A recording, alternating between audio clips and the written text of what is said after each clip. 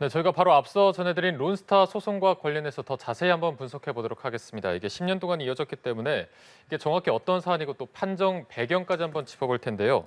김광석 한양대학교 겸임교수와 함께 짚어보도록 하겠습니다. 안녕하십니까? 네, 안녕하십니까? 네, 굉장히 오래된 사안이라서 이게 또 정확히 어떻게 시작이 돼서 어떤 과정을 거쳐서 지금의 판정이 나오게 된 건지 좀 짚어볼 필요가 있을 것 같아서 네. 일단은 이 사안이 일어난 시점부터 한번 분석을 쭉 해볼까요? 네, 아마 시청자 여러분들도 오래된 사안이어서 네, 궁금해하시는 분들이 많이 계실 겁니다. 2003년 정도로 돌아가야 될 것 같아요. 2003년이요. 예, 당시 이제 론스타가 외환은행 지분의 51% 이상을 매입하는 사는 행위를 했는데요. 네. 예, BIS라고 하죠. 국제지급결제은행에서 자기자본 비율 8% 미만에 해당되는 금융기관을 소위 말하는 부실은행으로 분류를 합니다. 근데 이 부실은행으로 분류됐기 때문에 당연히 론스타 입장에서는 인수가 가능해진 것이고요. 네. 그때 인수를 했습니다. 근데 이런 기업들의 특성이 뭐냐면 저렴하게 사서 또 비싸게 매도하는 그런 비즈니스를 운영하고 있기 때문에 이제 론스타는 2006년부터 되팔기 위해 준비를 합니다. 근데 2007년 9월에 당시 이제 홍콩 상하이 은행이죠. HSBC 네. 에 이제 외환은행을 되팔려고 했는데 정부의 승인이 나지 않아서 그 매각이 무산됐었던 일이 있습니다.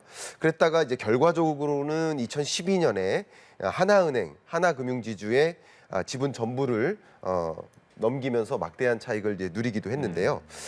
이제 매각하자마자 이제 하나금융지주에 매각하자마자 이제 돌연 한국 정부로부터 손해를 입었다라는 것을 이제 문제를 제기했고 책임을 묻기 시작했는데요. 그 어떤 책임이냐면 HSBC와 2007년에 어떻게 보면 그 협상하는 그런 당시에 우리 금융당국이 정당한 사유 없이 그냥 매각 승인 자체를 지연했다. 자의적으로 차별적 조치를 했다. 그래서 상당한 손해가 있었다라는 것을 이제 주장하면서 소위 말하는 이제 외국인 투자자와 국가 간의 분쟁을 해결해 주는 제도죠. ISDS에 제기를 한 거라고 볼 수 있겠습니다. 네, 쉽게 말하면 이제 론스타가 조금 더 싸게 사서 더 네. 비싸게 되팔려는 과정에 우리 정부가 어떤 좀 방해를 했다, 지연을 했다라는 건데 그 지연 금액이 6조 원이라면서 손해를 한 건데 지금 오늘 네. 결정으로는 네. 2,925억 원을 배상하라는 판정이 나왔습니다. 이 네. 배경을 저희가 또 어떻게 봐야 될까요? 기본적으로는 말씀하신 대로 그 정도의 손해를 입었다라는 것을 주장한 것이고 결과적으로는 이런 국제사법 결정에 따라서 그 정도까지 지장을 주진 않았다라는 판결이라고 해석해 보면 좋을 것 같습니다. 네. 결과적으로는 그 전체 손해액을 보상할 책임은 없지만 이 정도 작은 규모의 비중만큼은 책임 소지가 있다라고 판단할 수 있겠습니다. 네, 지금 어쨌든 뭐 배상금 플러스 이자까지도 저희가 생각을 해야 될 것 같은데 그러면 거의 4천억 원에 가까운 돈, 물론 6조 원에 비하면은 적은 금액이지만 그래도 많은 금액이지 않습니까? 네. 아무래도 뭐 경제적 타격 이런 부분을 고려해야 될 것 같은데 어떻게 좀 보십니까? 예, 맞습니다. 일단은 단순히 그냥 그 해당 4.6%에 해당하는 청구 금액을 배상하는 그 책임뿐만 아니라 이게 2011년 12월부터거든요. 네. 그럼 이때부터 보면 이자 지급이 또 발생합니다. 소위 말하는 미국 국채 수익률에 따른 이자도 같이 배상을 해야 되는데 그게 약 1천억 원 정도 됩니다. 이자만. 이자만요. 예, 네. 그것까지 합해서 3,800억 원의 돈을 국민의 세금을 들여서 지급을 해야 된다라는 데 있어서 지적을 받지 않을 수가 없는 상황이 된 거고요. 또 중요한 이 경제적 파장이라고 한다면 이 판정이 여기에 끝나지 않을 수도 있다라는 것이죠. 현재 계류 중에 있는 이 분쟁 중에 있는 그런 건이 한 7건 정도 됩니다. 이제 법무부의 보도에 따르면 네. 그 7건 중에서 가장 대표적인 것이 여러분 잘 아시는 삼성물산 합병 관련입니다. 그것도 역시 미국계 헤지 펀드죠. 엘리엇과의 소송 중에 있죠. 그러니까 이런 다른 소송에도 부정적인 영향을 미칠 수 있고 그러니까 이런 것이 그냥 단순히 3,800원의 국고를 탕감하는 일이 아니라 거기서 멈추는 것이 아니라 추가적인 일이 발생할 수 있겠다라는 그런 것들이 가장 걱정이 될 수 있는 영역이라고 생각합니다. 네, 이렇게 우리 정부가 배상하라는 판결이 나면서 당시에 그 책임을 지고 있는 뭐 관료들한테도 책임론이 갈 수도 있다 이렇게 제기되고 있는데 이 부분은 좀 어떻게 진행이 될까요? 네, 맞습니다. 이제 일단 기본적으로 금융당국 책임론이 계속 불거지고 있죠. 네. 그 이유는 어쨌든 안 써도 될 돈을 왜 국민 세금을 들여서 그걸 지급하게 됐느냐라는 점을 이제 지적하지 않을 수 없는 거고요. 그런 면에서는 또 적지 않은 규모에 해당된다라는 것을 지적하는 거고요. 정부는 지난 10년 동안 중앙 판정부와 또 사무국에 지급한 그런 중재 절차 비용, 또 정부 대리 로펌, 법률 자문 비용 이런 것도 감안하면 469억 원 이상입니다. 그러니까 이런 정도의 돈을 썼기 때문에 어느 정도의 책임론이 또 불거지고 있고 앞에 말씀드렸었던 것처럼 여기서 멈추는 것이 아니라 그밖에 나머지 국제 소송에도 부정적으로 작용을 할 경우 이런 것들은 이제 좀 걷잡을 수 없이 그 규모가 커질 수 있겠다라는 우려가 드는 대목입니다. 네, 이게 선고가 있고 나서 120일 안에 판정 취소 신청 등의 어떤 불복 절차를 밟을 수 있다고 하는데 네. 정부가 이 신청을 밟을 거라고 좀 보십니까? 어렵다고 생각을 합니다. 이것은 밟지 않을 거라고 제가 좀 조심스러운 말씀을 드립니다만 네네. 왜냐하면요. 일단 우리 정부가 이 취소 청구를 할 수도 있습니다. 왜냐하면 우리 정부는 그동안 이 패소 시에는 어쨌든 이 결과적으로 패소거든요. 이 패소 시에 취소 청구를 진행하겠다라는 입장을 계속 유지해 왔었습니다. 근데 이제 이 판정에 대해서 판정문을 받은 뒤 120일 내에 이 판정 취소 청구를 할 수 있는 겁니다. 그런데 이 사건을 처음부터 다시 검토하는 것은 아니고요. 어쨌든 절차적 하자와 같은 그런 여부가 있는지 취소할 만한 그런 사유가 있는지 그 부분에만 집중적으로 심사가 이루어지기 때문에 결론이 이렇게 뒤집히는 사례는 굉장히 보기 드뭅니다. 흔치 않은 사례입니다. 그걸 알고 있기 때문에 이 취소 청구 신청 이런 것들을 할지 여부는 좀 가능성이 없지 않을까 저는 개인적으로 그런 생각을 해보고 있습니다. 네, 아직은 패소 판정을 쓰긴 좀 이른 것 같고 오후에 또 법무부의 공식 입장이 있을 것이기 때문에 그때 네. 더 자세한 내용을 저희가 추후에 확인할 수 있을 것 같습니다. 저희가 부동산 얘기도 좀 한번 나눠보도록 하겠습니다. 지금 네. 주택 매매량이나 주택 거래 절벽 이런 현상들이 계속해서 나오고 있는데 네. 지금 월세가 거의 대부분을 차지하고 전세가 사라지다시피 한 현상, 지금의 부동산 시장을 좀 어떻게 보고 계신지도 궁금합니다.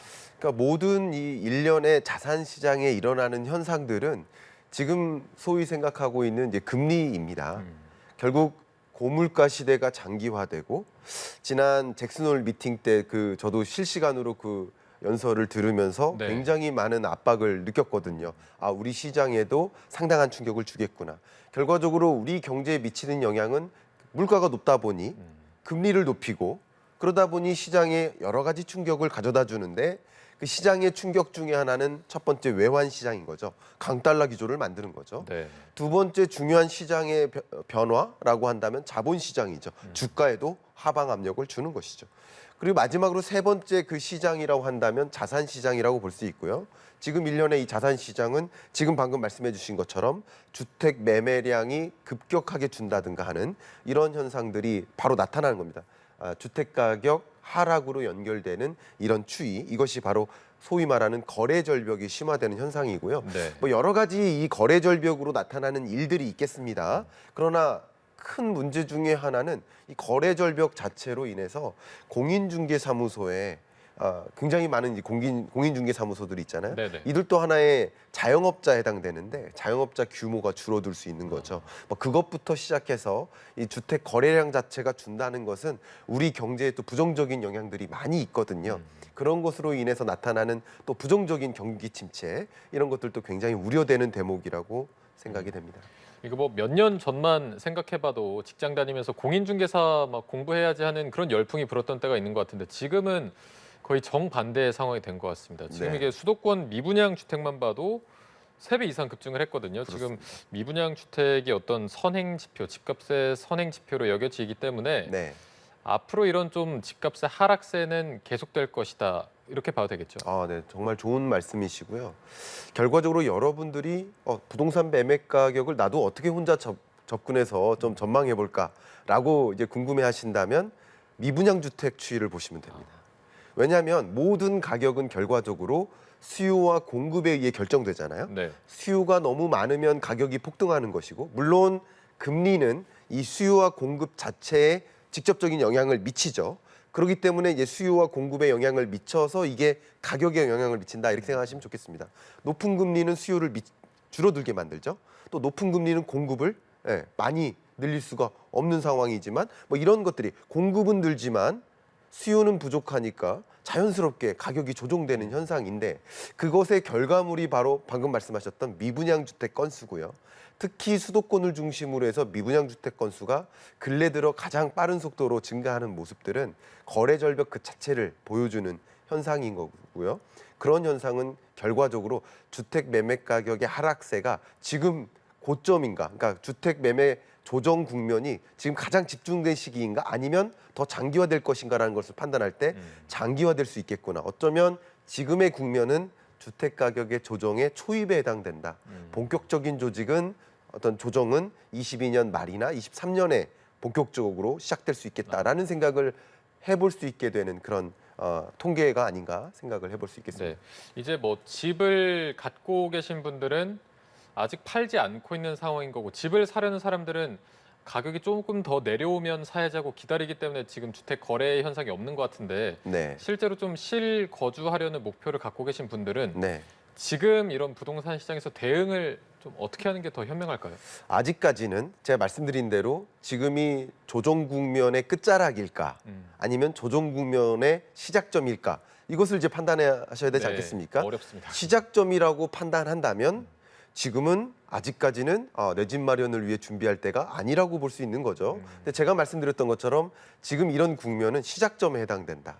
본격적인 조정은 22년 말이나 23년에 시작된다. 이렇게 생각을 해 본다면 결과적으로는 앞으로 주택 가격이 추가적으로 조정될 거야라고 생각하는 이 가계의 믿음 때문에 전망 때문에 결과적으로는 수요가 더 미진하게 만들어지고요. 그건 구매 의사를 축소시키는 역할이기도 합니다만 이 금리가 직접 영향을 주는 요소죠. 근데 그거 말고도 중요한 것은 구매 여력 자체에 영향을 미칩니다. 무슨 말씀이냐면 여러분들이 내 집 마련을 하실 때 거의 대부분은 자기 자본 가지고만 하는 경우는 없지 않습니까? 없죠. 어느 네. 정도는 대출에 의존을 하잖아요. 네네네. 근데 대출을 의존했을 때 더 많은 이자 부담을 안고 사야 되는 거니까 구매 여력 자체가 줄어드는 거죠. 그러니까 주택을 구입하는 데 들어가는 비용이 더 커지는 효과죠. 결국 구매 의사도 줄이기지만 구매 여력 자체도 축소시키는 역할이기 때문에 이것이 중장기적으로 봤을 때 기준금리의 고점은 지금이 아니라 22년 말이나 23년이라고 생각해 보시죠. 그러면 본격적인 조정은 22년 말이나 23년에 시작된다. 지금은 초입에 댕는다. 그렇기 때문에 내 집 마련에 대해서도 조금 더 보수적으로 접근하실 필요가 있다라고 굳이 말씀드린다면 조언을 올리고 싶습니다. 네, 집값 조정 국면의 어떤 시작점이다 이렇게 분석을 해주셨는데 그래서 이제 지금 전세 대출하는 거에 금리가 워낙 높아서 부담이 있기 때문에 네, 아까도 말씀드렸던 그 월세 선호 현상이 더 가속화되고 있는 것 같습니다. 네, 이 전세라는 제도가 우리나라에만 있는 특별한 제도잖아요. 그래서 네. 이렇게 전세 월세화되는 현상이 네. 옳은 현상인지 아니면 좀 부정적인 현상인지 어떻게 저희가 판단을 해야 될까요? 그러니까 양날의 검이죠. 예, 긍정적인 면도 있고요. 또 부정적인 면도 있지만 기본적으로 저는 이 주거 안정이라는 부동산 시장을 논할 때 가장 주거 안정의 혜택이 돌아가야 되는 계층을 중심으로 생각해 볼 필요가 있다고 생각합니다. 그 계층은 소위 말하는 임차인인 거죠. 그럼 네. 임차인 입장에서는 선택권이 많은 것이 좋겠죠. 월세든 전세든 여러 가지 선택지가 있어서 그중에 하나를 내가 나의 마음대로 내 편에 서서 그냥 선택할 수 있게 만들어주는 것이 좋은 시장의 여건이죠. 반대로 서울 수도권에서 임차로 들어갈 만한 뭐 전셋집이나 월세집이나 이런 것들이 부족하다, 공급 부족이다. 그러면 더 많은 비용을 부담하면서 전세를 살아야 되고 월세를 살아야 되고 혹은 지방으로 쫓겨날 수밖에 없는 입장이고 뭐 그런 것들은 이 임차인에게 더 안 좋은 조건이라고 볼 수 있겠죠.